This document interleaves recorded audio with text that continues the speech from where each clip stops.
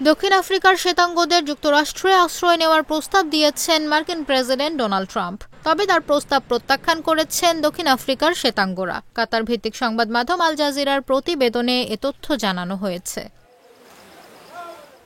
Mexico, Colombia, Bharat সহ বিভিন্ন দেশের অশ্বেতাঙ্গ অভিবাসীদের যখন যুক্তরাষ্ট্র থেকে একের পর এক বের করে দিয়ে তীব্র সমালোচনার মধ্যে রয়েছেন ট্রাম্প, তখন তিনি দক্ষিণ আফ্রিকার শ্বেতাঙ্গদের যুক্তরাষ্ট্রে আশ্রয় নেওয়ার প্রস্তাব দিলেন। তবে দক্ষিণ আফ্রিকার শ্বেতাঙ্গরা তার এ প্রস্তাবে সাড়া দেননি। তাদের প্রায় সব লবি গ্রুপ এই প্রস্তাব প্রত্যাখ্যান করেছে।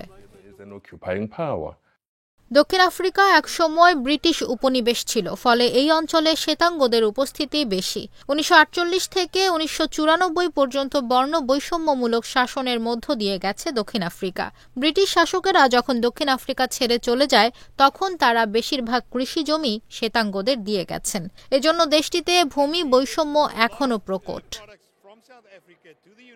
২০১৭ সালের একটি সরকারি জরিপ বলছে ৮০% দক্ষিণ আফ্রিকান কৃষ্ণাঙ্গ হলেও তারা মোট ব্যক্তি মালিকানাধীন কৃষি জমির মাত্র ৪% মালিক।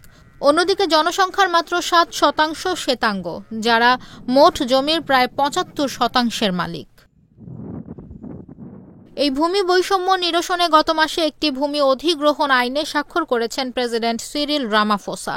এরপরই ট্রাম্প প্রশাসনের ক্ষোভের মুখে পড়ে দক্ষিণ আফ্রিকা। এর পেছনে ট্রাম্পের ঘনিষ্ঠ মিত্র ও দক্ষিণ আফ্রিকায় জন্ম নেওয়া মাস্কের ইন্ধন রয়েছে বলে ধারণা করা হচ্ছে।